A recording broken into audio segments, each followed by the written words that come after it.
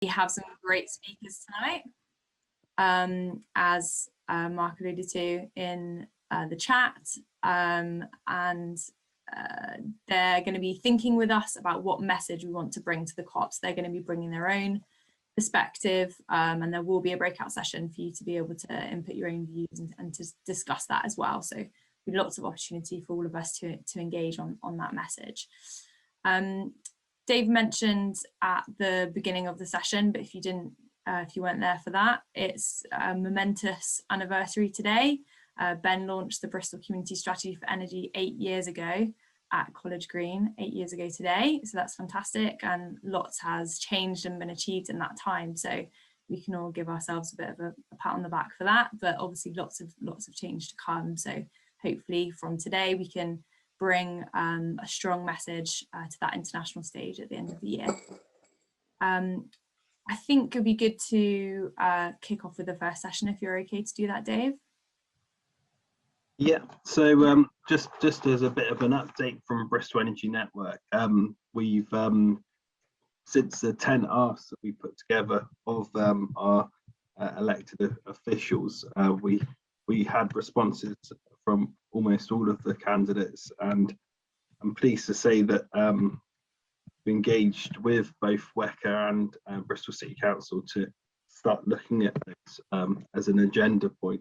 And so what we identified there was that really the skills and the resources that would be needed in order to get to net zero and to ensure that community energy can play a key role in the roadmap to the Paris Agreement at a local level here in Bristol in the west of England, and also to ensure that all of our communities are properly represented. I've just put in the chat the 10 asks, and it kind of has an evidence base there that extends beyond Bristol. You could actually use this in other communities outside of Bristol as a way of framing a smart local energy system.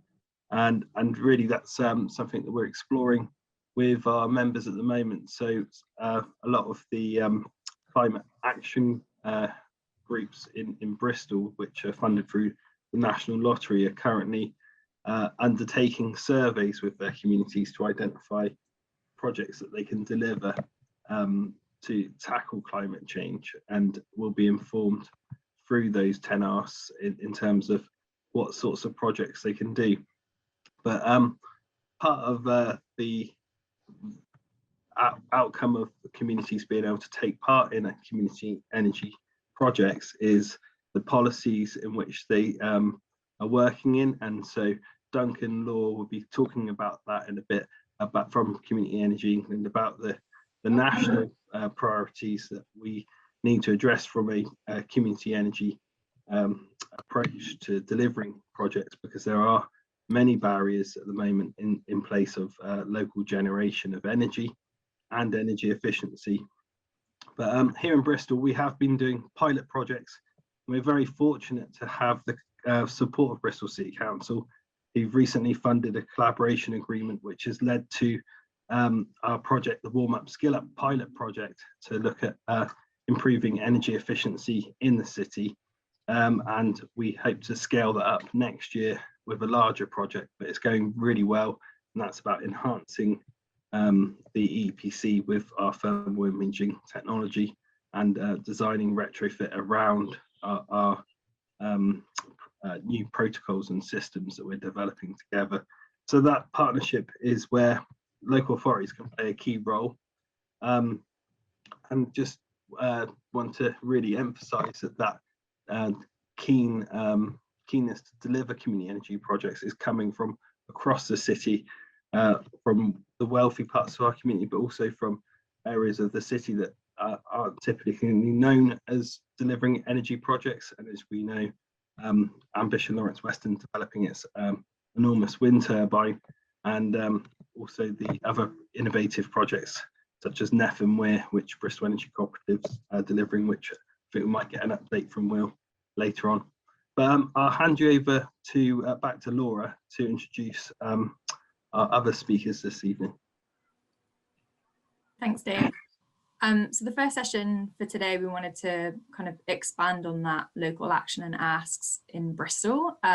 We invited Darren Jones MP and also representatives from West of England, but they were West of England Combined Authority, but they were unable to join us tonight. So I'll be giving an update on WECA later as part of that panel session. But we do have with us tonight Olivia, who's representing Black and Green Ambassadors, and also Penina, who's representing perspectives on kind of more of an international scale from the African Voices Forum, but also reflecting on communicating COP26 and community energy more locally. So I'd like to kick off with Olivia, please, if you could introduce yourself and give us your perspective.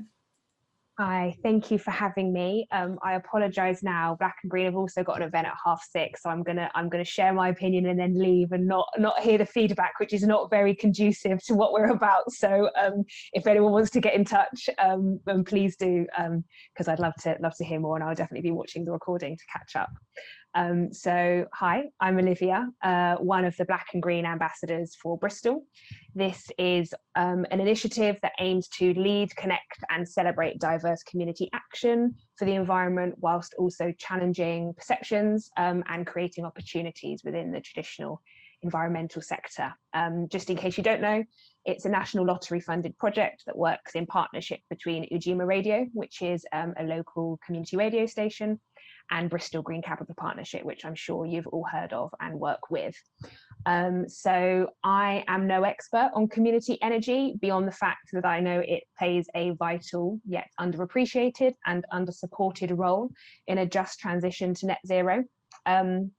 It also plays a vital role, I feel, in allowing individuals to have power and agency over the choices they make and the impact they have.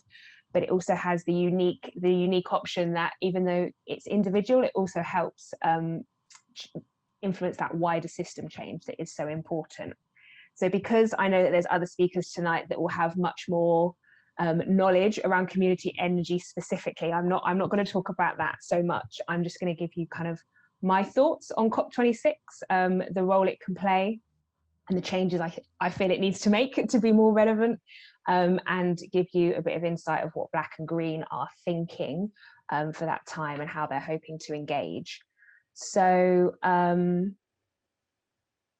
Black and Green Ambassadors programme was created out of a frustration at the lack of diversity included within the European Green Capital Year.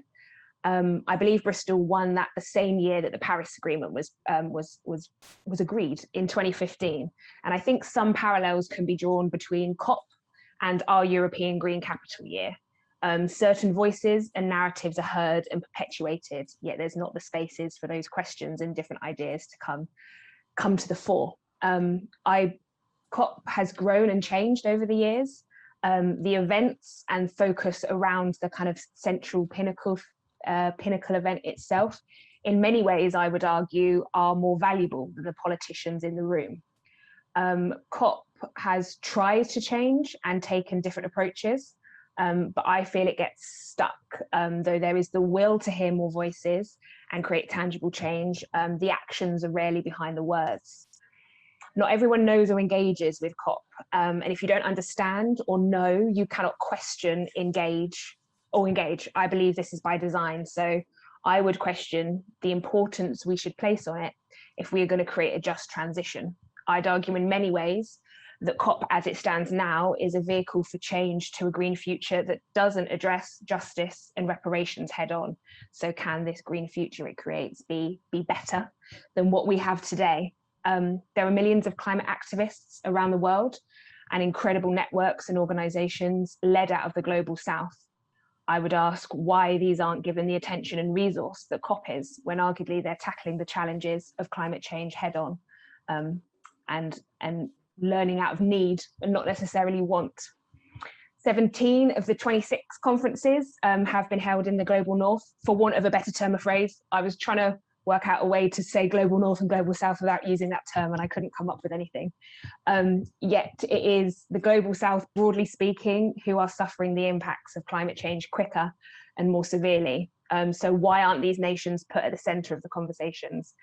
Nicaragua is spoken of as the conscience of COP because it's one of the countries that is feeling the effects of climate change most severely and most quickly. I would advocate for decision-making power to be placed with these countries. And I would argue that the media should do better justice in reporting more than just what the US and the UK thinks, because again, I think it's a lot about the narrative that people are fed, as well as the actions and the choices themselves. I haven't done the carbon calculations or the financial ones, but again, I would suspect that the carbon emitted on the conference is not worth the carbon savings, and the money could arguably be better spent elsewhere. And I think one of the main things that I'm sure you all agree with for me is the lack of accountability and agreement based on the agreements that are made. They're usually voluntary with no real accountability if these aren't met. The ultimate punishment, so to speak, is the warming of the planet, but we all know that the disproportionate impact of 1.5 or 2 degrees, which is often argued over, is going to be again for those who are contributing the least. And yet we are on course for a 3 degrees Celsius rise. I think all of us in the room today know how much of a change in life 1.5 degrees heating would create, but I don't think everyone is aware of what fundamental change in life that is. So I would want to drive that knowledge, and I would hope that if that knowledge was shared and understood, the drive for more urgent change would be felt across wider communities and hopefully influence action that actually amounted to something. That's all been a little negative so far, and I don't want to be completely doom and gloom. I understand the difficulties that it takes to get the world's political powers into one room, and I don't underestimate that this could be a force for real change. Even the slightest agreement is a starting point, and I feel like now that climate justice and the climate and ecological emergencies are much more mainstream, maybe COP26 can deliver more than its predecessors. But I hope that there's an importance placed on climate resilience and migration, because I think we're on the road of change at the moment. We're not gonna stop this. We're trying to mitigate the impacts. So I feel like resilience and themes like that need to be at the forefront. Obviously, it's been held in Glasgow this year, so I would love to hope that the UK could lead in all of this. And that the link between the local, the national and the global is a focal point. But what the UK does remains to be seen. So as for the Black and Green ambassadors, what are we doing? Luckily, we've been asked to be part of the steering group that's designing events around COP26 across the city. So hopefully this can be part of sharing the narrative and making this feel more relevant to different people and different communities and reflective of the city as a whole than our European Green Capital Year was. Unfortunately, I don't think we'll be going up to Glasgow, but we will use the energy of the event itself to promote the work we do, both broadly, so this idea of having diverse voices within these spaces, but also specifically around our projects that look at air pollution, green spaces, and learnings you can take from different cultures to influence green practices. And hopefully this will kickstart projects similar to this wider around the country, or just begin to shift thinking as well. We'll definitely be having a broadcast on Ujima Radio, and we're collaborating with our Nicaraguan colleagues for this, because again, it's about sharing and promoting different voices. And Bristol is a city of the world, so hearing voices from across the world is really important. I've lost my sentence, I apologize. And beyond that, I think we've got relationships with Bristol Green Capital Partnership, so we'll be feeding into that. And I feel we're also going to be writing a mandate and creating our own kind of offshoot COP that is almost designed how we think it should be. On a mini scale, obviously, we're not going to be bringing in countries from around the world to see if and how we could do things better. So I would appreciate you to be part of that, and hopefully we can share and learn together. So that's me. Brilliant. Thank you so much, Olivia. That was really inspiring. And I, for one, really look forward to engaging in some of those events in the lead up to COP26. So it'd be really useful hear about what those are. Yeah, thank you so much. Right, we'll be moving on to Penina, who's going to be giving us some views from her perspective of the African Voices Forum. Thank you, Penny. I don't know how to follow that. I think that Olivia has said everything that I would have wanted to say, really. But I will probably try and build on what Olivia said, because I think a lot of it does resonate with some of what I was going to pick up anyway. So African Voices Forum is a Bristol-based network of African heritage communities working together to empower themselves. And our main vision is around having one voice and also building the strength of our membership by building the capacities of our members. So we have about 15 different affiliations, and these are mainly African-led organizations who are either based within the continent or outside of the continent. And we build sort of the capacity through representation in spaces like this, among some of the things that we do. So our activities are often focused on 3 areas, which is justice, recognition, and development. And the energy and the climate, ecological climate agenda sits within our justice area. And I think, it has been hinted on in terms of the reparations and the justice. You cannot have one without the other. For us, racial justice and environmental justice have to go together. And this is not just about what is local here, but what is also global. So we look at it, when we think about what's going on in the African continent, for instance, Olivia very kindly shared that actually the people who tend to suffer a lot from the damage that is coming out of the destruction that is being made to the environment is suffered is suffered mostly by the people who contribute less to it. So and I've been involved in various initiatives in terms of how we actively respond to some of this emergencies, and I'll talk a little bit later about a case study that I'm actually involved in. African Voices Forum also works around addressing inequalities, because whether those inequalities are in the health sector or in the education sector, we try and look at campaigns or activities that lead towards us ensuring that we have a voice in the mainstream that feeds into addressing some of those and taking action towards that.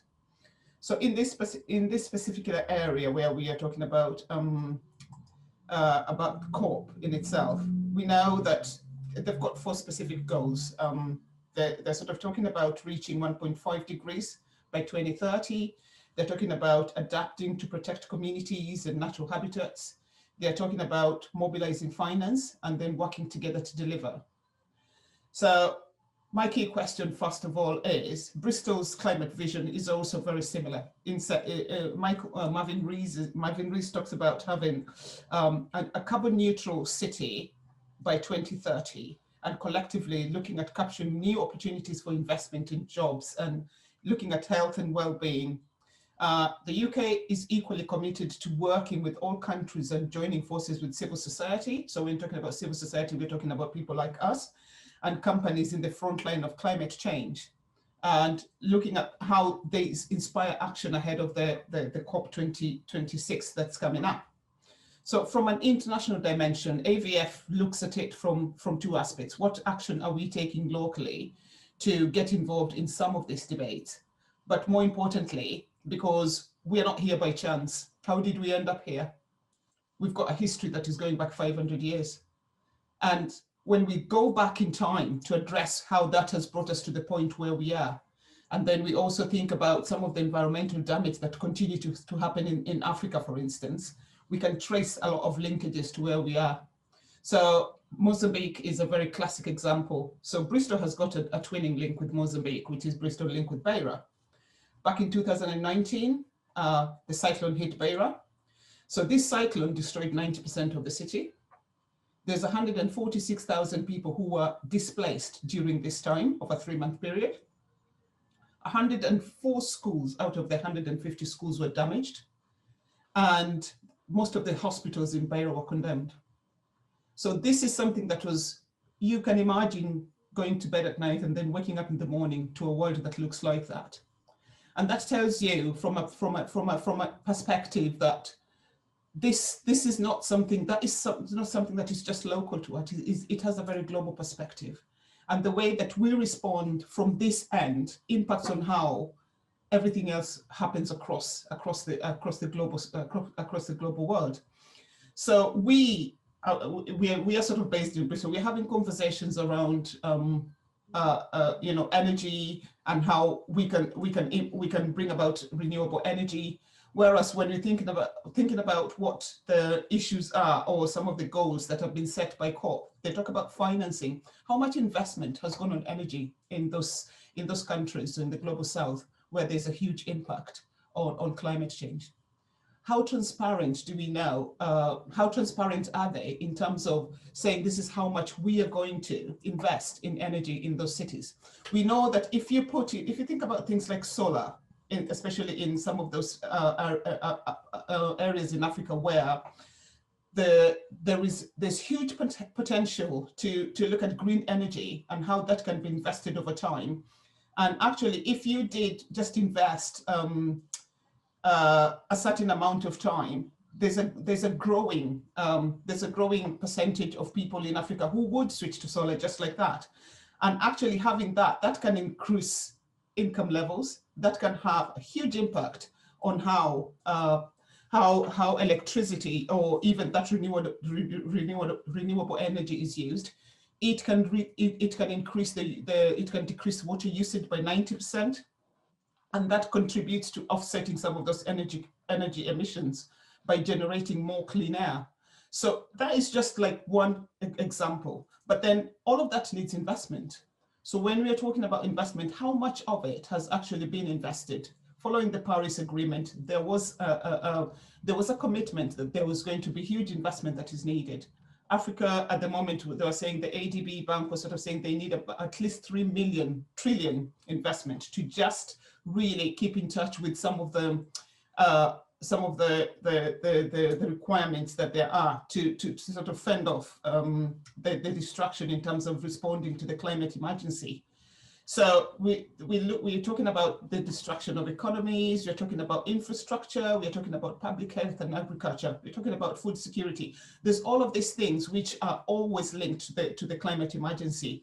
And that all of those things then do need a level of investment in them.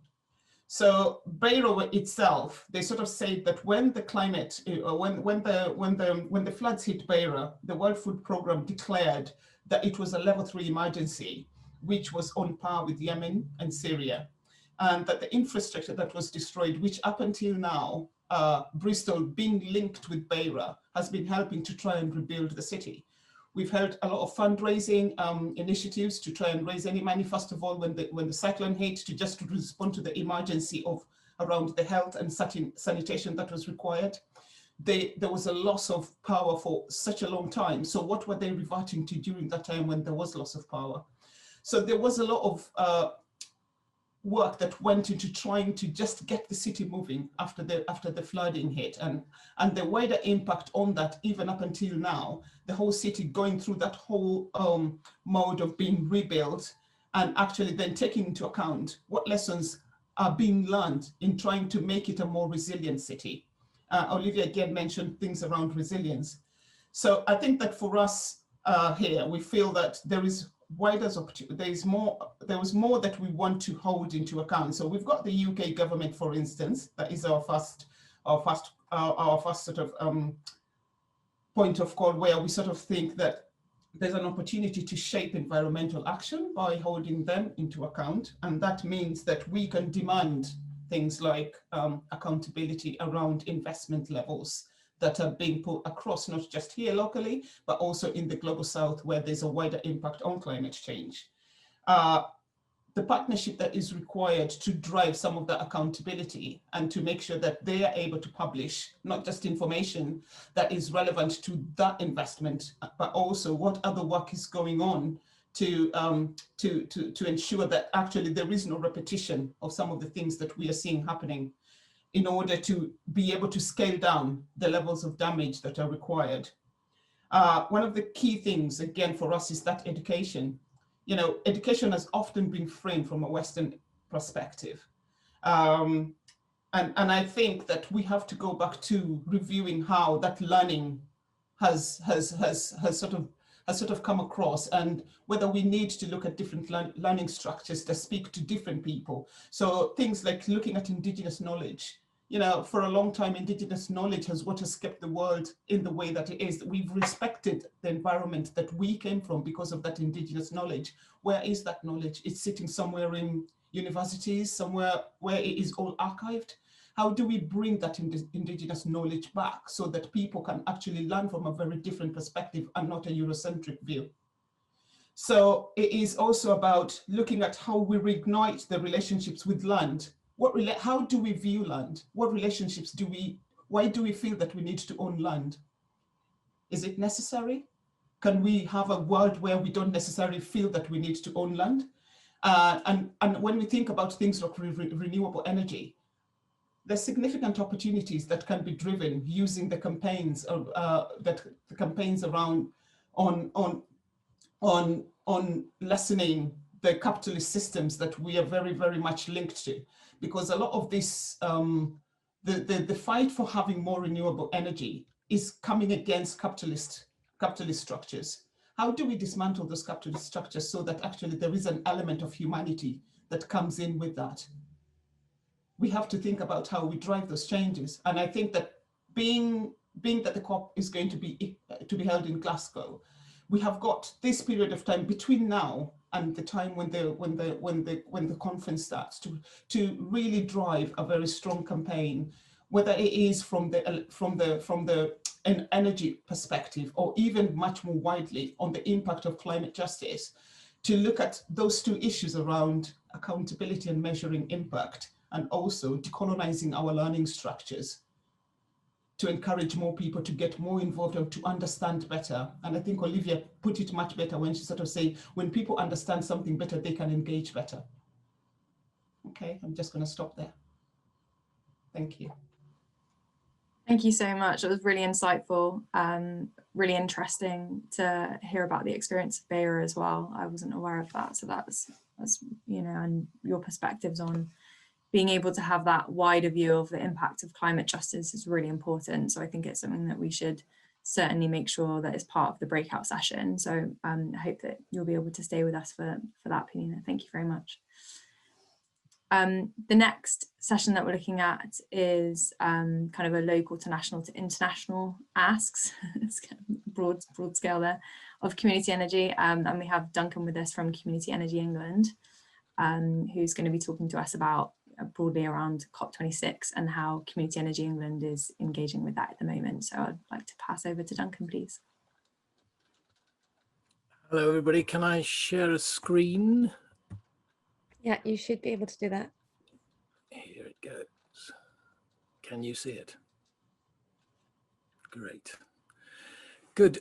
So I'm delighted that Penina and Olivia led off so brilliantly with the global context, because I couldn't have done half justice to that. But while I'm on justice, I think I want to say that justice is not just a nice to have or a bit of an opportunity at this pivot point for the planet.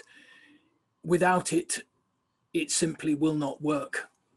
If we don't use this opportunity for system change and transformation to readjust the way we do everything and make the outcomes and the benefits equally shared, it will simply fall apart. And anyway, would it really be worth having?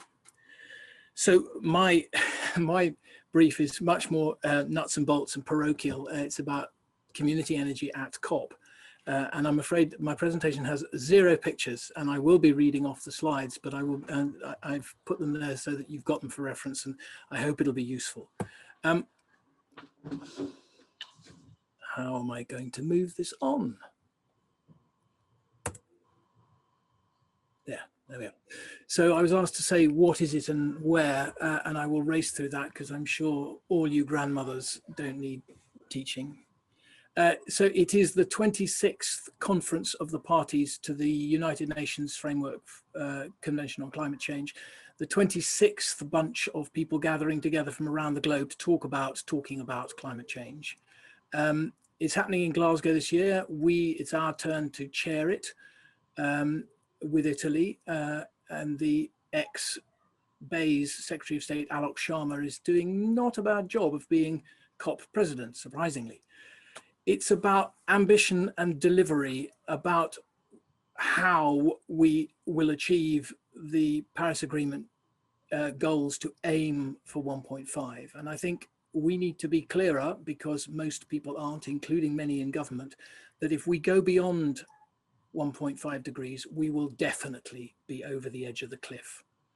And there's no scrabbling back from being over the edge of the cliff. Current nationally determined contributions are not enough to achieve that. And the UK government is desperate to be world leading. So it has set quite an ambitious, as recommended by the Committee on Climate Change, target of 75% reduction by 2035.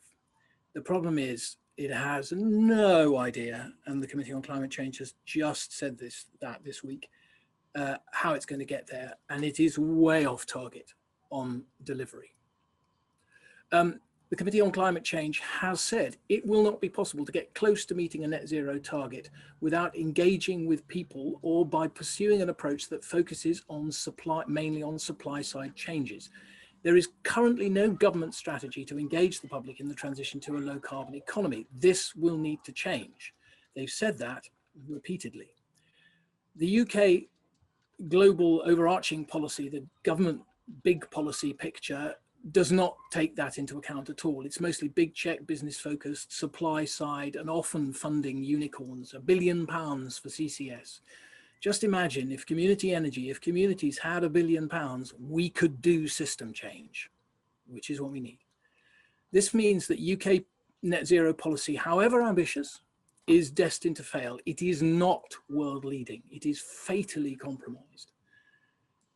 Community energy is essential to achieving net zero. And that's a fundamental and very important plank in our argument for our importance and to justify the need for the government to value us and to help us to act. Just recently, the Environmental Audit Committee, bless them, did an inquiry and produced a letter of recommendations to the government, which recognized that importance, the importance of community energy, and urged that the government emphasize the importance of community energy in the net zero strategy, which will come in the autumn, removes barriers and regulatory and many others, and implements practical support measures to harness the potential of community energy. Now that's a huge win, and that is the Parliament talking to the government. It's their job to hold the government's feet to the fire. So we couldn't really have a stronger advocate on our behalf. This must happen in a timely fashion, and that in the context of climate emergency must be before COP, partly because,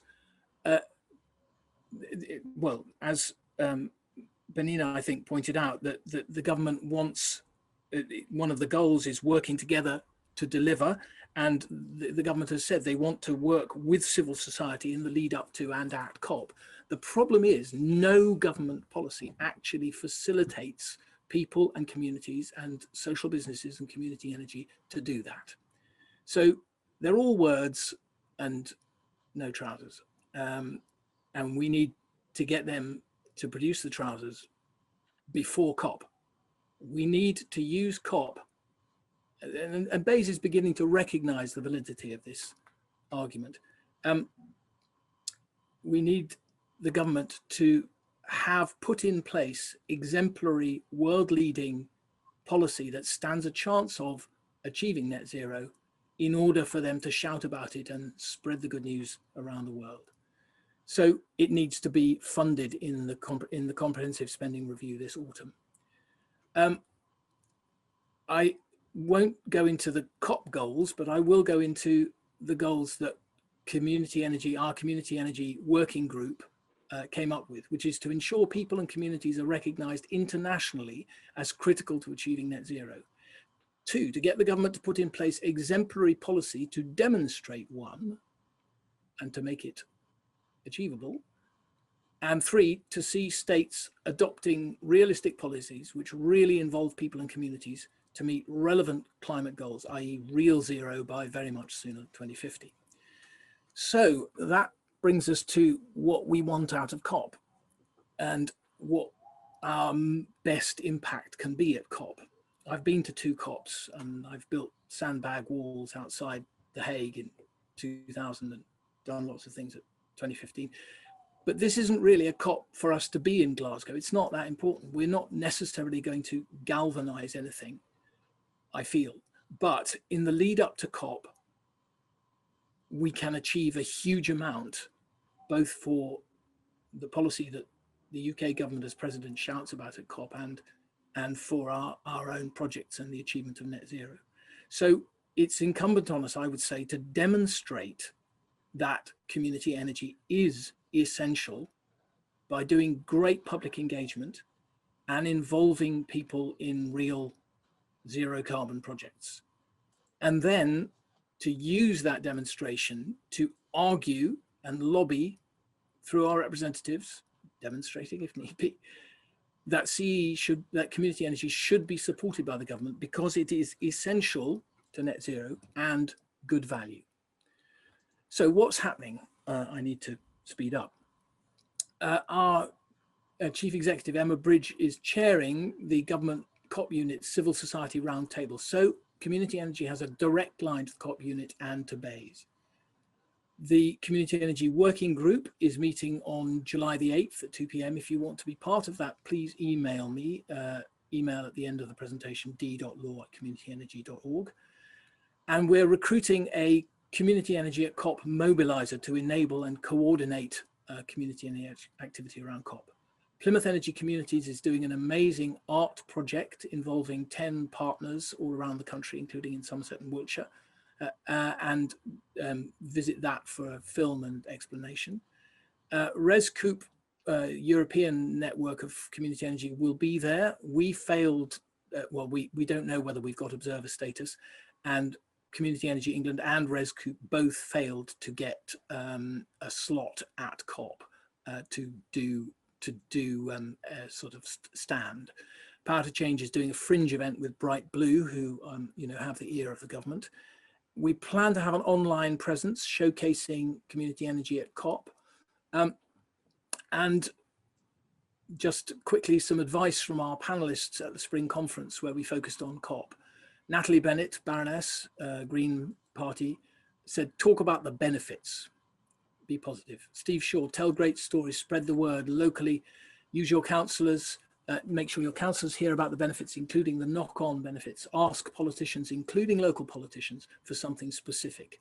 He mentions the electricity bill, local electricity bill. Syed Ahmed, help create a vision for local area because that's transformation. Build partners and local links. Right, my last 2 slides.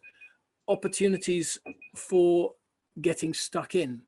There is a page on the Community Energy England website, which I will visit and update with some of these links on getting involved in COP26. Engage with Together for Our Planet, which is the government's COP sort of community engagement website. Please plan events and actions and activities. Email Emma.Bridge, our CEO, with details, and she will feed that into the COP central planning. Join up with local authorities, transition groups, XR, climate action groups. Get involved in the Great Big Green Week, which is the kind of climate festival in September, building for COP.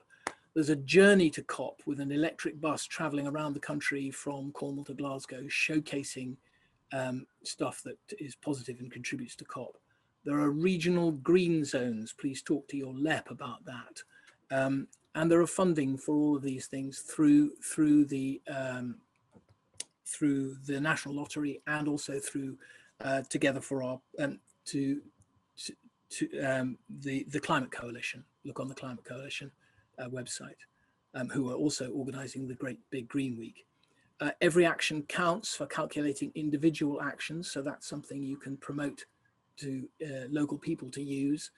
Nominate your local climate champion, individual organisation to let us know, and Together for Our Planet at the Cabinet Office. Businesses join the race to zero. There's also an SME hub for small businesses.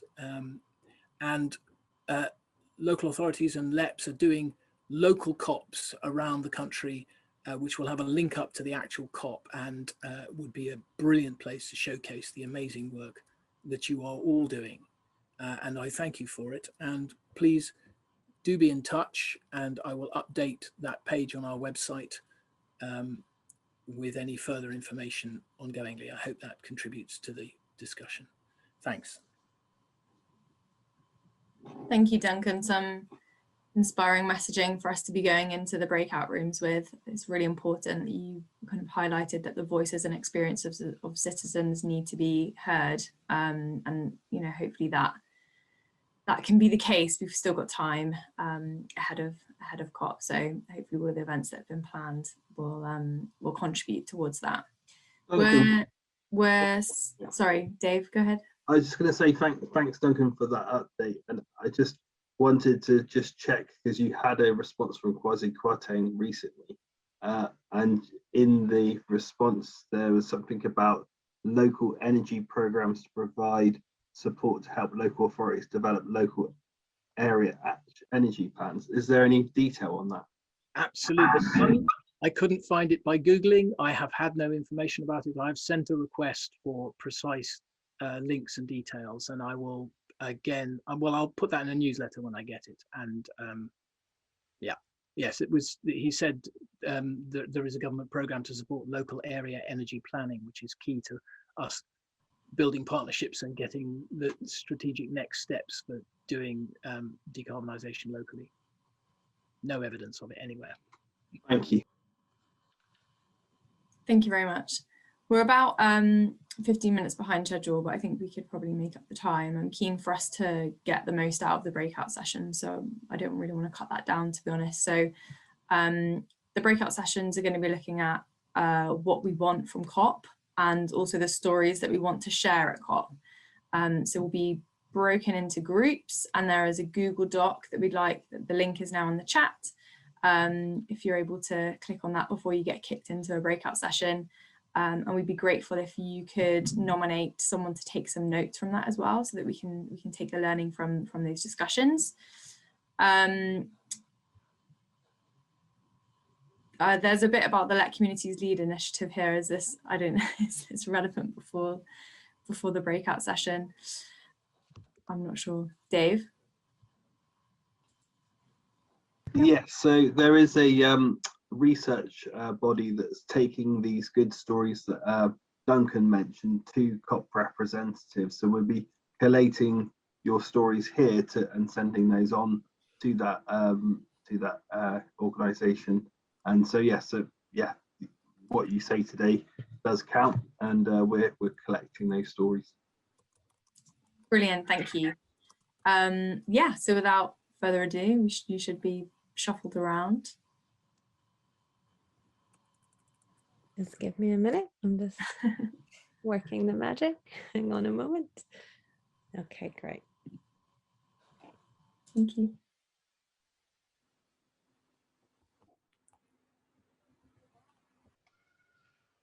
All right, I think we've probably got everybody back now. Brilliant, thank you so much. I hope everybody had some really engaging and interesting stories to tell and perspectives to share as well. And I could see that everybody was writing notes, so thank you very much for the dedicated note takers. We will take away all of your perspectives. If there's anything else that you feel is relevant that you haven't been able to note down or mention in your discussion, please feel free to contact somebody at Ben and we will pull that together for you. So thank you very much. We have on the agenda kind of a section to do a quick feedback from the groups. I think I'll probably pick a couple of groups that could, one or two that could give some feedback rather than all of them, unfortunately, because of the time. So does anybody, first of all, would like to volunteer to give some feedback from their group?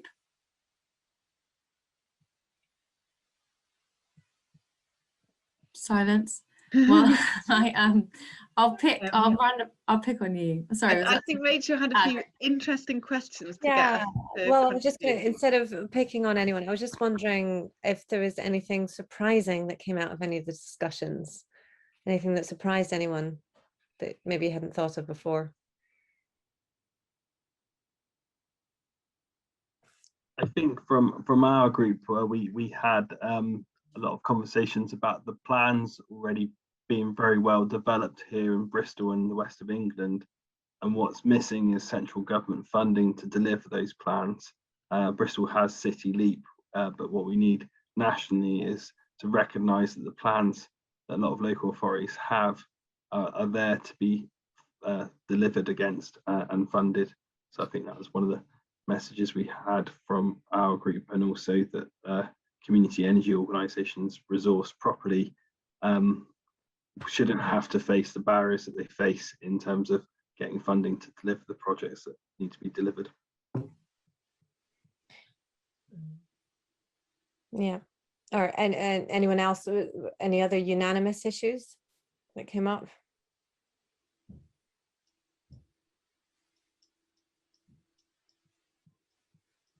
I think there's definitely one around getting spending spread more equally, so that smaller projects and communities get a decent share of it rather than going for big infrastructure. There's massive benefits socially and environmentally as well as economically by doing that. That's something that really resonated, that I think Duncan was saying earlier. I also found it quite interesting. I think that was mentioned in our group as well, that currently the change in the market is happening behind the scenes. So, and it always driven by what the big companies want. And so in that way, as energy communities don't really have a say in what they want about the policy to change and market to change. So more transparent engagement with that would be nice. I think Martin has his hand up as well. One comment. Yeah, thanks. Yeah, so well, in group 2, I mean, we talked around things a bit, but one of the issues to me, and I think other people to some extent would have agreed, was that whatever said in Glasgow, what really matters here in Bristol is that we get on and keep delivering community energy, but that we need our government to listen to us.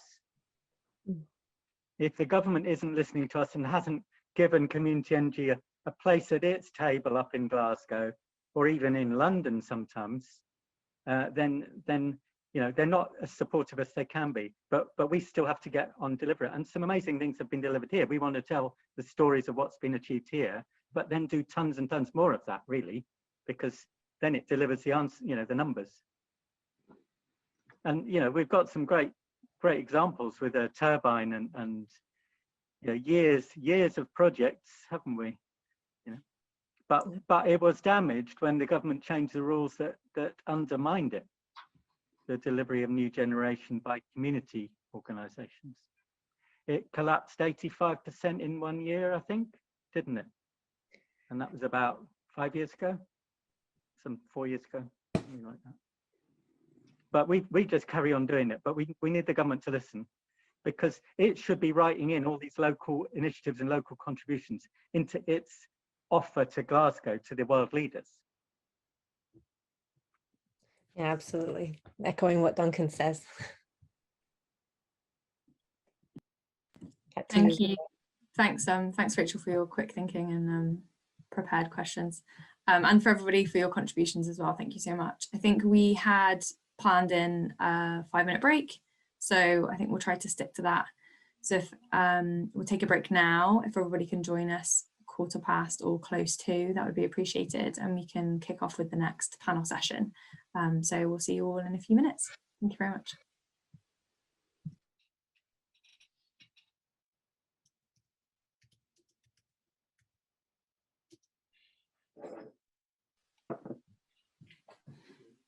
Hello, everyone.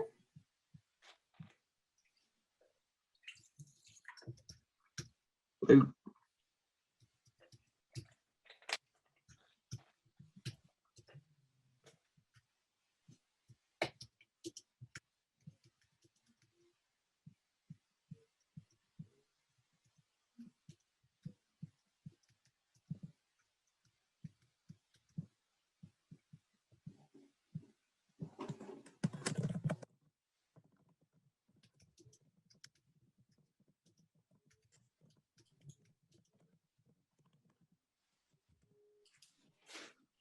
Right, I'm going to introduce the next section of the agenda. So we're being joined by 4 speakers on the next session, where we will be asking kind of like a 5-minute introduction to their perspective, and then there will be some questions that each of the speakers will have an opportunity to respond to.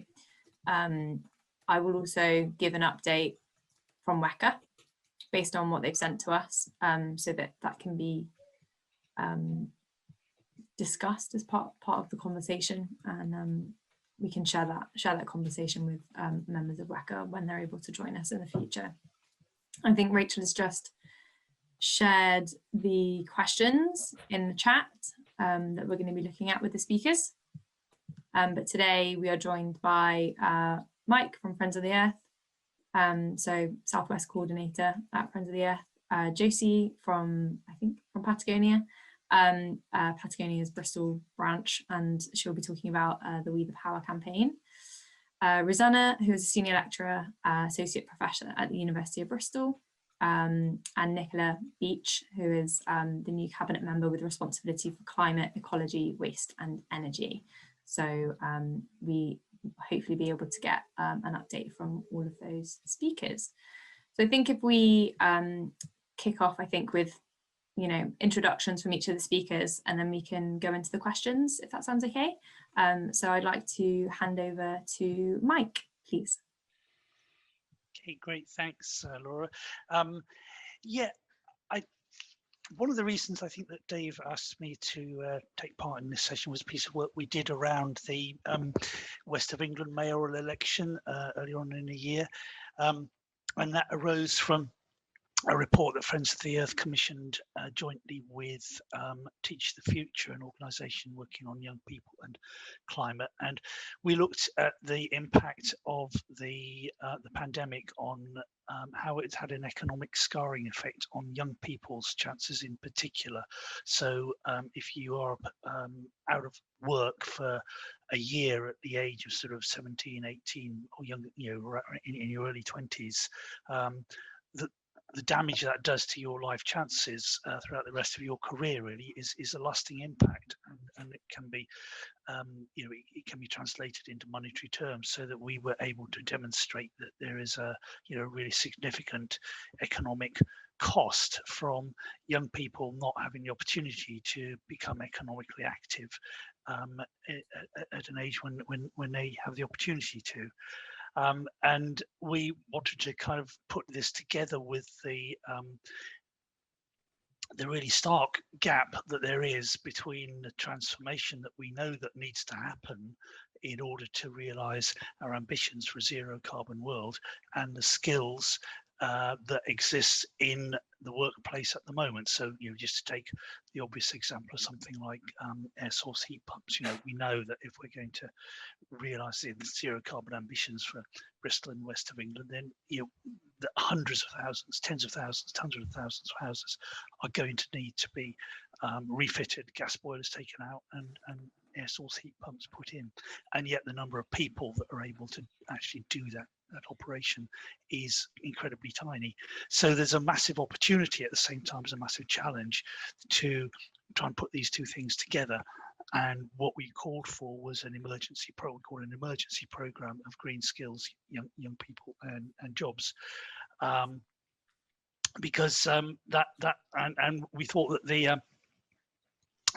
West of England mayoral election was a really good focal point for that, because the post of the West of England mayor carries with it quite a lot of powers, including those on skills and adult education, as well as strategic planning, that meant that it was a place where those things could be brought together, and that the metro mayors are people that have sufficient economic clout that they also potentially have the ear of central government.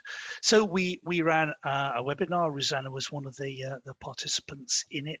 Out of that, we sort of put together a more specific set of demands for the West of England. We put it to all the candidates in the West of England mayoral election. actually all 4 of them endorsed it and said that they were in favour of the kind of measures that we were asking for. Since Dan Norris's election as the mayor, I have to say things have been a little disappointingly small scale and slow compared to the enthusiastic talking about it that happened before the election. But I think, to be fair to WECA, they were, at the time they started planning this, they were planning a gathering that would be real, where people would actually be getting together in person rather than having to do it all online, which is now what we're facing, to the prospect that we are now facing. I do understand that my colleagues in Bristol Friends of the Earth are participating in what WECA is calling a Green Jobs Summit, which is happening around about the 4th to the 6th of July, something like that. Bristol Friends of the Earth will be running a session as part of that. I also understand that WECA, and maybe you know more about this than I do, but WECA have commissioned work on kind of quantifying those skills and jobs gaps that are needed for them to actually be able to realise their zero carbon ambitions.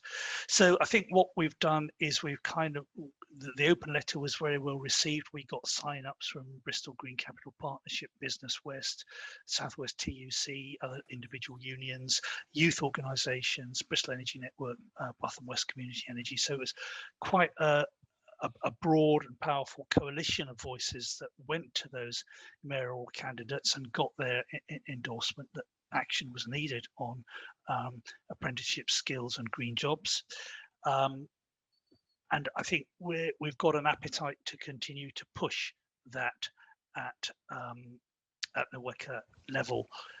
When I say we, perhaps I should just say a word that there's a network of Friends of the Earth local groups, but also some climate action groups across the west of England.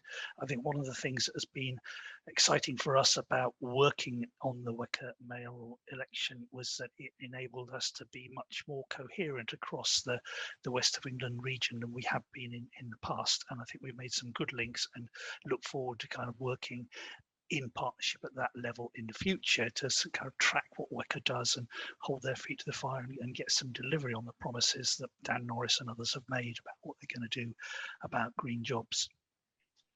In terms of how this all fits in with the COP26, I think really the approach that Friends of the Earth is taking to COP26, I absolutely couldn't better the contributions that we had from Olivia and Penina at the start.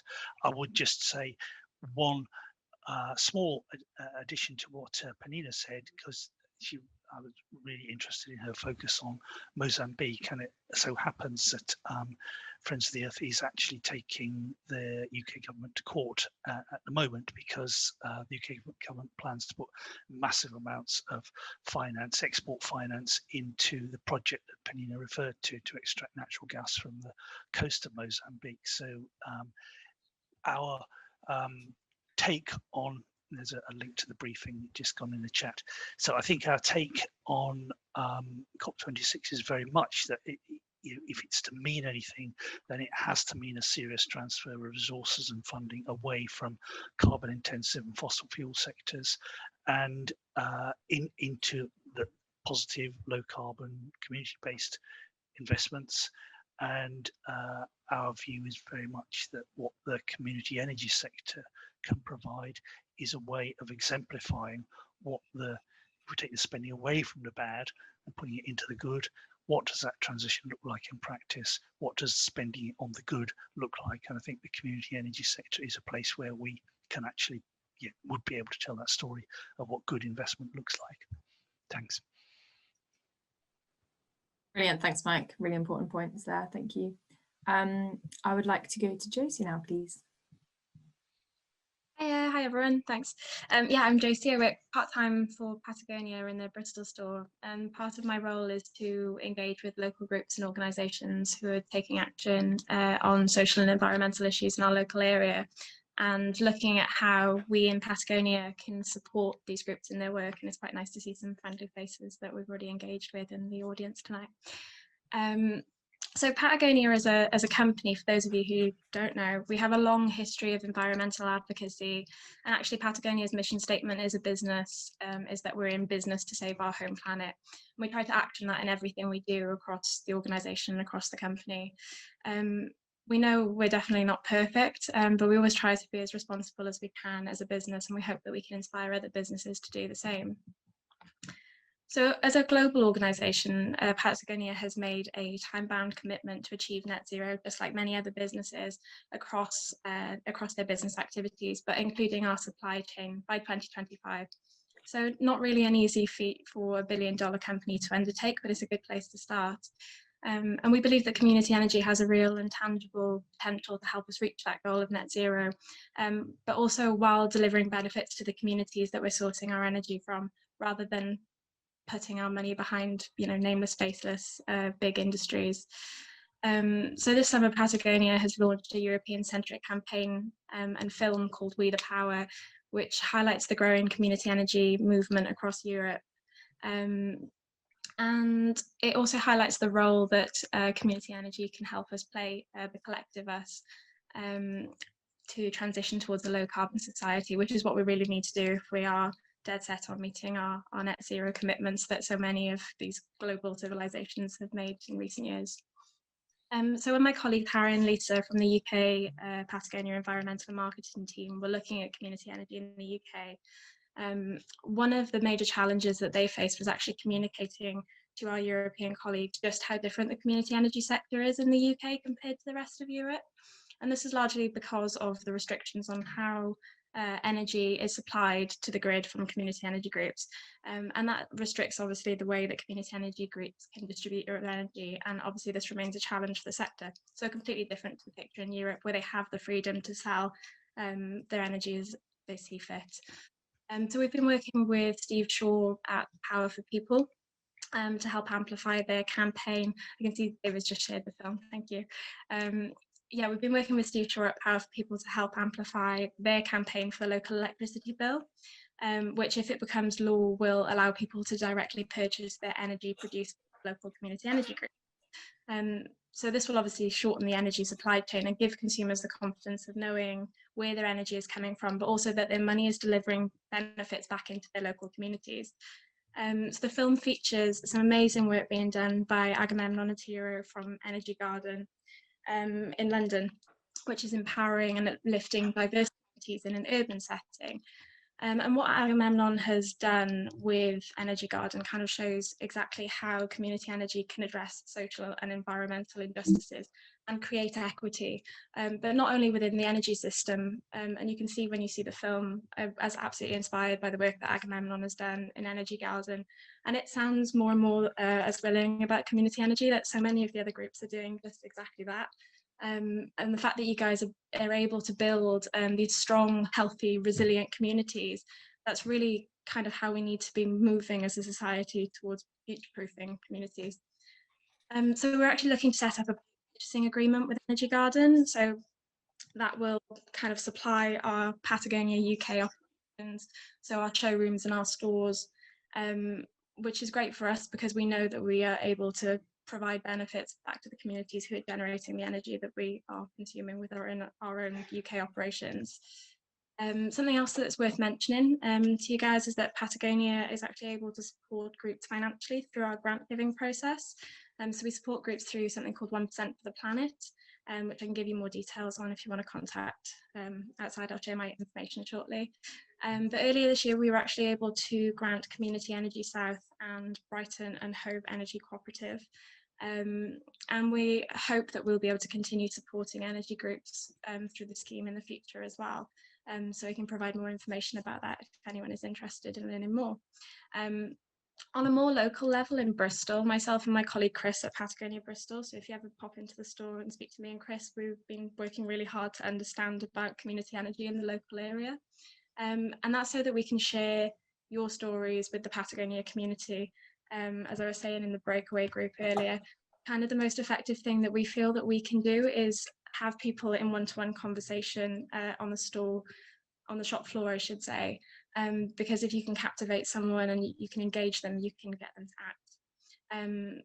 We're also able to reach larger audiences on our social media platforms, and our goal is just to educate our Patagonia community and to encourage them to join the movement, to join your movement. We also have something called the Sofa Talks, which are a series of short online interviews that we produce in-house and share on our Patagonia Bristol Instagram account. And so far we filmed a Sofa Talk with Andy from Bristol Energy Cooperative, and we're hoping to do the same with Roy Cream from Centre for Sustainable Energy later this summer. We also held a webinar that was hosted by Sonia Bedford, and we had talks from David at Bristol Energy Network, Richard Lowe from Bristol City Council, and Jodie Giles from Reden. And that was basically to provide the Patagonia community with an overview of what community energy is in the Southwest, and hopefully inspires people to get involved. We're hopefully going to be able to share that online soon. At this point, I think it's really important to note that community energy, for community energy, We the Power is just really the start of it for Patagonia as a business. We're still very much on a listening and learning journey. So for anyone that's kind of joining in the session today, that we haven't spoken to in the past, like me and my colleague Chris have been trying to reach out to as many local groups as possible. But we by no means have reached all of you because there's so many of you and you're doing amazing work. We just wanted to let you know that we're here and we want to hear your stories, and if there's any way that we can help you, we will. So yeah, thanks to David for inviting me to kind of plug what we do at Patagonia here, and I will share some contact details. So if anyone wants to reach out, you're more than welcome to. Thank you. Brilliant, thank you so much. Yeah, I recently watched the We the Power film and can recommend it. It's a really worthwhile watch. It's really interesting. Duncan made a good point in the chat to make sure you click on closed captions so that you can, unless you speak Spanish, and yeah, you'll be fine. But brilliant, Nicola's joined us, fantastic. Thank you so much. So I'd like to now move on to Rosanna, please. Thank you. Duncan had his hand up for quite a while. He wanted to say something. Duncan. Oh, sorry, apologies, Duncan. Sorry, I will be very quick. Just to say that the local electricity bill is not actually in Parliament anymore at the moment, but Steve Shaw's campaign is continuing apace and has lots of parliamentary support. And on Thursday, the 1st of July, he has organised a backbench business debate on enabling community energy. And we, at the moment, it's quite local electricity bill focused. We want to get the largest number of MPs there and the widest possible discussion of how community energy must be and is a good deal to be enabled. If you visit the Community Energy England website, I'll put the link in the chat. There's a link to how to engage with your MP and a draft email to get them to attend that debate. I'll put the link in the chat now. Thanks for listening. Please write to your MP. Brilliant, thank you. Okay, so what I'm going to do is I was asked to talk a little bit about the project that we worked on, and maybe also give some answers to the questions that David posted into the chat as well. So I mentioned that I work at the University of Bristol, and this is one of the projects that we have been working on as part of a larger consortium. There's 28 universities working on this, and it's called Prospering from Energy Revolution Project. And you might know that there are 4 demonstrators, large-scale demonstrators in the UK, which are looking at how to scale up the ideas about smart local energy systems and what we can learn, so that if we are rolling this out at, like, for example, this is a trial, for example, happening in Orkney, and then if we are going to roll it out for all across Scotland, what can we know and be aware of, and what is the good and bad things about the solutions that they have been trialing in that particular demonstrator. So this is what Energy Rev is. But our particular focus was looking at the skills. So what are the skill shortages that we're going to experience in transitioning to smart local energy systems? And we said, well, we live in Bristol. Let's have a look at what the situation in Bristol is.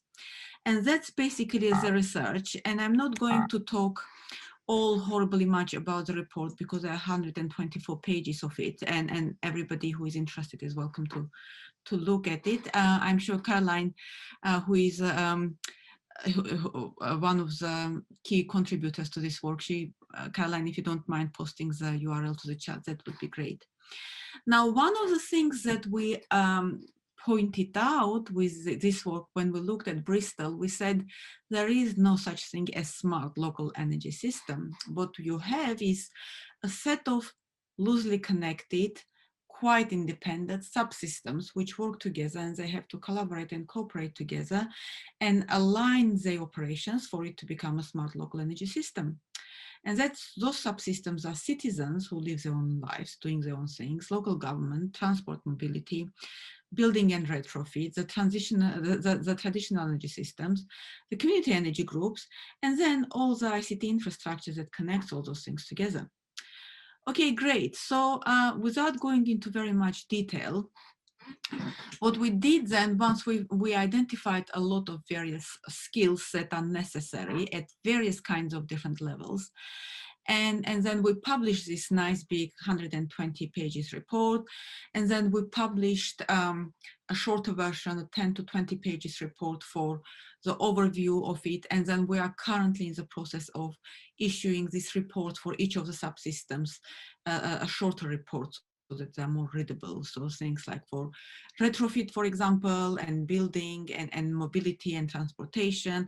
What does it mean for Bristol, for transportation and mobility system within Bristol to be moving to smart local energy system? What are the shortages that we're going to be experiencing?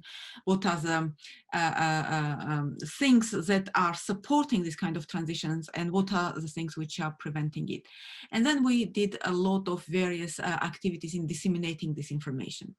Now, I'll mention why I am talking about it in a minute, but one thing that we also did is we started working with Ben to support a development of these 10 asks for smart local energy revolution in Bristol, which David, I think, mentioned at the beginning, and was used to introduce us what smart local energy system is to wider set of people, communities, and individuals who are interested in this potentially through Ben. This report also contains examples about what has been done. If you're asking for something, what has been done like this, where, and how can you really think about putting that example into practice into your own community, for example. And then the idea was also to demonstrate and inspire young people to take various professional career development paths within this net zero economy. And then, of course, this was something that we put forward, as well as Mike mentioned, in the mayoral election things, and provided input from there as well, for WECA and BCC as well.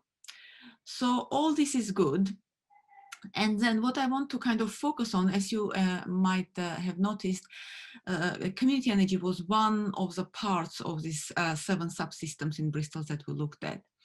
And what's interesting is that community energy, when you do a project as a community project, it develops local skills. When it develops local skills, people start thinking about, right, okay, so we can do this. How can we make money of it? So they develop new business models from this.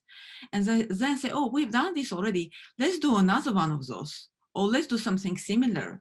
Or let's tell our colleagues how to do it in a different neighborhood. So there is a loop in the community energy projects that develops skills and develops the communities. And then the other thing we noticed, so there are several of these kind of loops that lead to skilling up, development, investment, and bringing communities together. So making the place a livable place, really. And this is something that I am hoping I provide this input for Duncan to take forward as well to his positive externalities. So that's one thing. And then the question, I'm running out of time, so I will be very quick. how does the voice of this community initiatives get amplified and passed into action? And actually, I'd made these slides before, and somebody at the beginning said, well, we have to do our thing, whether they fund us or no, we have to do our things. I didn't notice the name of the person, but yes, we have to do our thing, right? So do our thing. That's the first thing that you or us can do as community groups. But then also working with others to make this thing noticed and evaluated and appreciated. So for example, what we learned from this case study of Bristol was when Ben started working with City Council, the City Council started recognizing, well, this is actually good stuff that Ben is doing. This is very much what we want to do, like for example, in fuel poverty or in renewable energy or whatever. So let's work and establish a formal partnership. So that's helping Ben and that's helping the City Council. So working with groups and organizations. So when Ben started saying that, oh, we did these things about retrofit and we know about this renewable energy, Lawrence Weston said, well, we really want to have something for our community because we really need some support for our community to upskill and to learn. And then together they applied and got the permission and now are in the process of finishing this wind turbine. So working with universities, we started working with Ben and poking and saying, give us some information. We started working with Replicate project. And then what is happening at the moment is all these briefings that I mentioned, all these things that I was publicizing about, actually are taking the message from Ben to base, taking the message from Ben to the Research Funding Council, Project Funding Council, and saying, these are the good things that are happening. And these are the good things that we can learn from this. And also with companies, and this is something I think Ben and other community groups need to do a lot more, because when you start working with companies, companies are also start to work with you. So you, again, mutually beneficial partnerships there. And finally, this is a slide that I just added after the discussions that we had. And I thought, what are the messages that based on this case study we would like to take to COP26? And really, what from the community energy perspective, we want to say that recognize this, recognize it's a good thing. It's a good thing for a number of reasons. And so what does it mean to recognize it? It means to provide long-term policies that is going to ensure that this initiative is going to get support and going to get funding. And one simple example is that if you prioritize the community energy over a company that wants to run this, use this part of land or this, social housing, roofing or something, then they have a chance because they have a way of getting some resources without having to compete with these larger companies. So long-term support can be policy, local policy or central policy. So dedicated support for skills needs. When we were studying this within this case study, we found that a lot of communities are struggling with access to lawyers, access to planners, so these are the things that some pro bono work is done, but as soon as that's finished, then what do you do as a group which doesn't have any access to funding, then you're just completely lost. So information campaign, and I mentioned that and people were not quite sure, but actually this is essential because a community group is relying on the community being engaged. And if your citizens are not engaged, then you haven't got a group. So we need to engage with people. We need to explain why and how they can get engaged and what they can do to benefit themselves, the environment, and the group as a whole.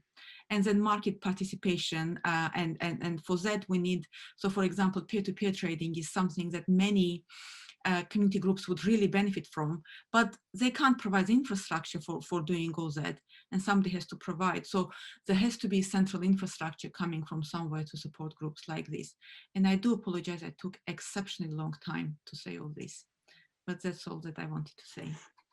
Thank you, Rosanna. It was really great of you to add on that extra bit at the end as well, based on the conversations that we've had today. Thank you. It's some really interesting reflections. I think you make a really good point that collaboration is key to amplify the community actors and the community voices and things that have been happening in the community. So certainly the collaboration that we have now with Bristol City Council is a step in the right direction to achieving that. So which takes us on nicely to Councillor Nicola Beach, who has joined us. Thank you very much. Hi, hello. Hi, you've obviously missed my intro to this, but we'd be grateful if you could give us your kind of perspectives and views on COP26 and how community energy plays into that, please. Yeah, of course. Firstly, hi everyone. Sorry that I've joined the meeting so late in the day. It's been a bit of a, well, we had cabinet earlier on today and then I had to race home and try and sort my kids out. So apologies for that. So yeah, I think we've got like 13 minutes or something like that. So probably just, the good news is I've only been in the job for 3.5 weeks, so I haven't actually got that much to say at the moment, which is very much why when David invited me, I wanted to come along just to actually immerse myself in this forum and your world for the time that I had available. And so it was really interesting to just hear the previous speaker and understand sort of some of those reflections on the relationship with Ambition Lawrence Weston and sort of David. So I've met David before, I should probably say that, when I was the cabinet member for planning. So I guess I was the cabinet member for planning in the previous administration since 2017. So energy policy from a local plan and planning policy perspective, I've got a pretty good grapple of from having done that previous role. Obviously dipping my toe into climate, ecology, waste and energy in its purest sense, I guess, is the new adventure that I've been on for the last 3.5 weeks. So I'm really pleased to be here. COP, I think, is a massive opportunity, but I think there's also a risk that we will lose local voices. I think that's probably currently the challenge that we've got. So there is, you know, I think, I was about to say we're lucky, but I don't think it's from luck. I think it's from hard work, to be fair. Marvin is obviously really integrated with other city leaders globally, but also within the UK, and obviously has quite a big voice in forums like Core Cities. And so Bristol will be collaborating. It has been asked to collaborate with Glasgow directly in terms of a presence at COP, which is just fantastic news for our city, sort of on that global scale, but also important nationally that we're sort of being recognised as a key partner in sort of the physical presence at COP, which is great. I guess actually we've got a session. I'm just so Mark is on here, but we're wearing a different hat. And we actually have a session tomorrow about our aspiration for COP in communities. And I think that at the Environment Board last week, we talked about that, exactly that issue, because I think that so I represent St George Central, which is in east of Bristol, which is part of St George and the Speedwell Council estate. And I always use the estate that I represent as a really good yardstick of whether or not something is cutting through into communities. And so for me, my ambition around COP for communities is that there are people on the Speedwell estate that know what on earth COP means. I think lots and lots of people don't. I mean, it means nothing, right? Unless it means everything to you because you're really in that world. And that they kind of understand kind of the role that we can all play as a city. And so, as I say, we're actually catching up tomorrow about kind of how do we take something that sounds technocratic, to be blunt, if you're not in that field or in that space, and how do we translate that for all communities in Bristol? And I think that's going to be a really important piece of work and we do. And the good news is that we have some allocated funds to help deliver that in the next 5 months, which is good news, and it's all part of our climate reserve monies. And so it'd be really great to see how community energy wants to and the Ben Forum wants to play a role in that. I think obviously there's a great example around Lawrence Weston. So I'd love to get your voice right in the heart of that in terms of kind of how we not just decarbonise the city, but the role that everyone can play and communities can play in making that difference. It's fair to say, that's the other, probably not for a forum like this tonight, but I know we're going to go to the Q&A. I'm really keen to understand any lessons learned from you guys as a forum, from Dave and everyone else who's engaged with the council about access to resources, information, support. Is there things that you'd like to see done differently? We're now in 2021, you know, we're in the 2020s, and obviously we are working towards our 2030 target. I'd really like to understand the role that sort of really practically, I guess, really practical things that would support Ben to progress faster or progress quicker. I noticed some of the observations in the previous presentation, which I thought were useful. I'd really like a copy of that presentation if that's possible, just because it's helpful for me to continue my learnings. So yeah, I just wanted to come along tonight to just begin this conversation about kind of our, I guess, our journey that we're on, the support that we've provided to date. If there are just some really obvious things that you'd like to see changed, a new administration is the time to have that conversation. So I'd really, really like to hear that. I know we're meeting up with David Saunders in the next week or so, and be asking similar questions. So, you know, please ask away, and let's kind of try and improve things, or, you know, continue to work and collaborate together. Thank you, Nicola, for coming along this evening, I should say. It's just a long day, so this afternoon. But yeah, no, I think that's amazing. Just to say, it's 8 years today that we launched our community energy strategy, and it'll be great to work with you on an action plan for the 2030 targets for the city to include, as part of the One City plan, to include community energy as an active participant in delivery of that net zero, and reflecting back on Rosanna's report on the skills and communities that be needed to be able to deliver net zero, particularly with City Leap emerging. So I think we'll definitely pick up on that. Laura, do you want to take any questions from people? Yeah, I mean, I'll just come back to, before we do that, very quickly, because actually one thing that I didn't talk that much about on here is, yet it is a big part of my brief, which I don't think has been explored fully yet. And I think I'll try and not be political, but I think the change at WECA helps support this, is the challenge around skills and transition. And I think that, so I could probably carry with me the legacy of my previous role in planning, where we were looking at sort of wholesale regenerations of parts of the city and the change of sort of working jobs over the next 10 years. And I think that there is an enormous opportunity for Bristol to pull together some, so we already have some great sustainable greenback jobs or employers, but I think that there's an opportunity as a city for us to really reach out nationally, globally, and actually look at, you know, we've got the people, we've got the right mindset, we've got the right ethos and values, we've got the, you know, we've got the right kind of institutions here. Let's just look at actually what that green transition in terms of employment looks like. And I know Marvin has really supported the idea of doing a summit where we bring employers, current employers, we bring kind of future interests in, and then also kind of groups like Ben as well. So David, I was going to talk to you about that actually anyway, but I was really pleased to see in the previous presentation you talk about skills and transition, because I think that is a part of this debate which I don't think as a city we've really fully explored yet. Fantastic. A lot of our climate action groups that aren't here this evening because have another event happening at the same time have also concurred with that as well, and would like these energy learning zones, place-based learning to happen as part of making sure they can participate in the net zero. So I'll let other people make some questions or observations. Yeah, has anybody got any questions they want to put in the chat? I'm happy to read out, or, you know, put your hand up now for any of the speakers.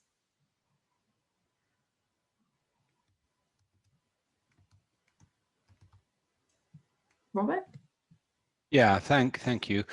Just a question about honesty and a trusted dialogue going forward. I get the impression, and I know it's a naive question in a sense, but I personally, and I think it has a lot of scientific thought, and there's probably, you know, people in the audience that think 1.5 degrees of climate warming, climate change, you know, we're past that now.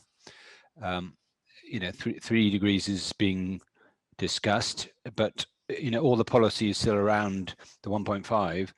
I mean, the question is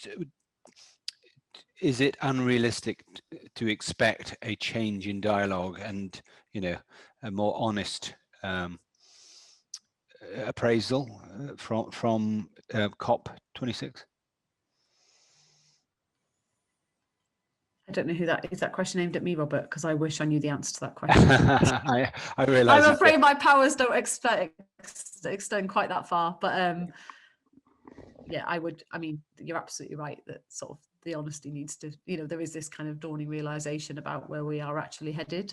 So I completely support your sentiment, but I unfortunately do not know the answer to that question.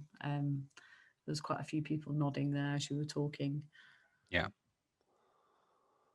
Yeah, no, I understand your response. Are there any other views amongst our speakers?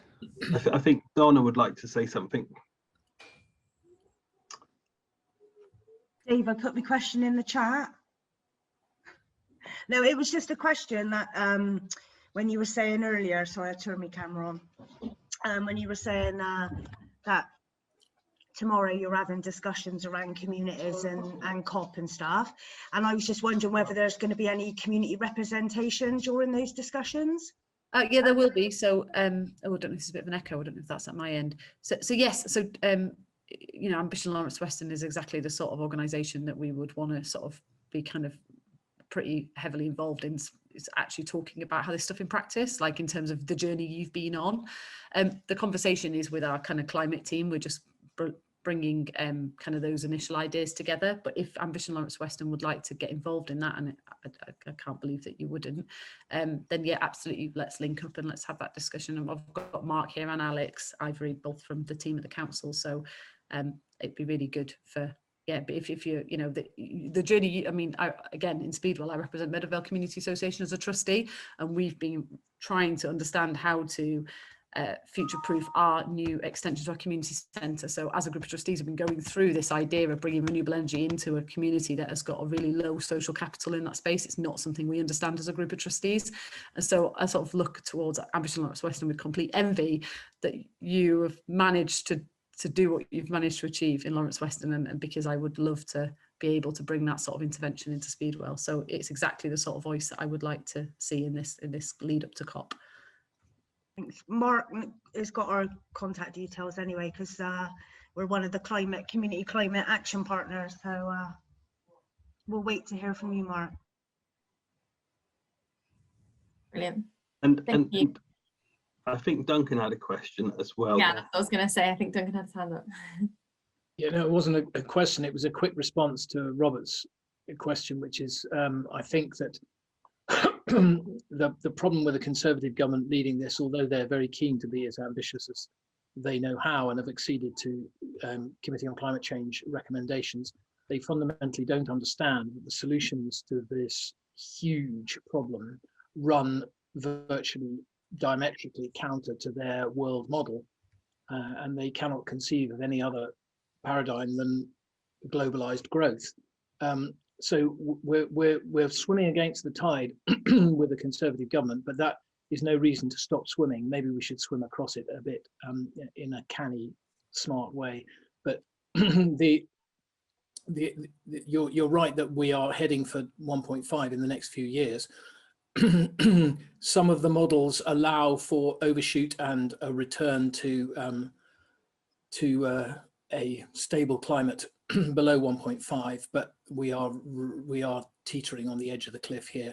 That means that we have to use all our argumentation to speed up the transition to real zero as soon as possible, and not despair, because although it looks grim, we can't second guess nature, and we have to do all we can. Thanks, Duncan. That was a really good closing remark to instill some passion in us all to continue the work that we're doing. I would like to, I'm conscious of time and that we're at time now, but I'd like to give an opportunity for any members to give us some updates. I think first, before we go into that, thank you so much to all of the speakers that have contributed today to the session, and for everybody that's contributed through the breakout sessions with questions and everything as well. So thank you so much. It's been a really jam-packed agenda, but some rich views, which has been fantastic. That's what we're trying to get here, is that diverse perspective across communities. So thank you very much. Yeah, if there's anybody from member groups that would like to give some updates, feel free to put your hand up or kind of jump in. I'm not a member group, but I'm itching to say this. I think I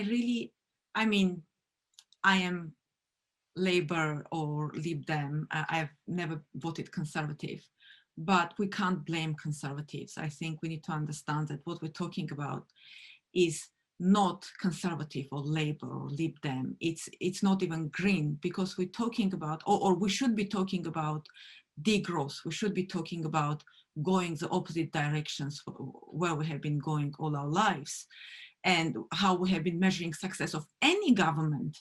Labour was measured by success of growth, economic growth and GDP growth in the same way as Conservatives are. So, you know, we need to understand that, and that's why we need to understand and learn how to do things differently ourselves and help other politicians to understand as well. Get out of politics. It's not politics. Nothing is politics. Thank you, Rosanna. Mike, did you want to say something? Laura, Laura. Hi. I don't know whether this is allowed or not, but following up on Duncan's and Robert's point about where we're headed, there's one graph, one illustration which I found which makes that point clearer than almost anything else. And I just wondered if I could share it with you for a moment on share screen. Is that Give it a go. I think it should work.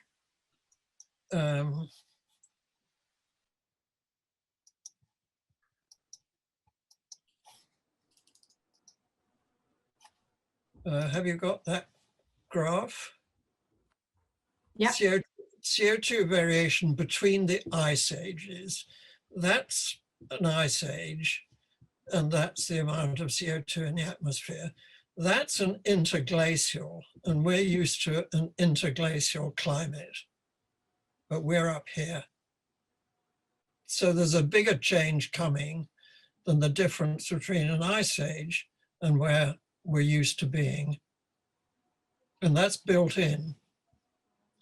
I find that quite frightening. And I haven't seen it around much. Okay, so we'll quit from that. We're on the exponential, unfortunately.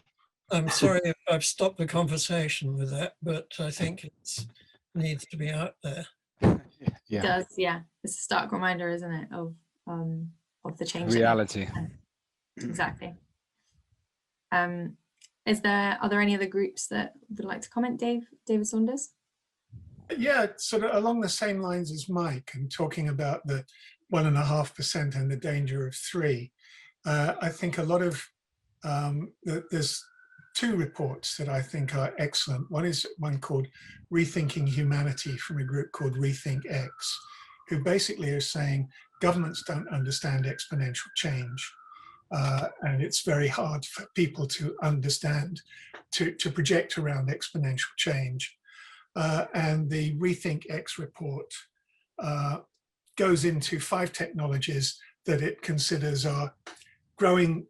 Oh my goodness, sorry, I'm just seeing on my own screen a picture of my own graph of solar growth that I use. Solar is growing, and wind, both solar and wind are growing exponentially.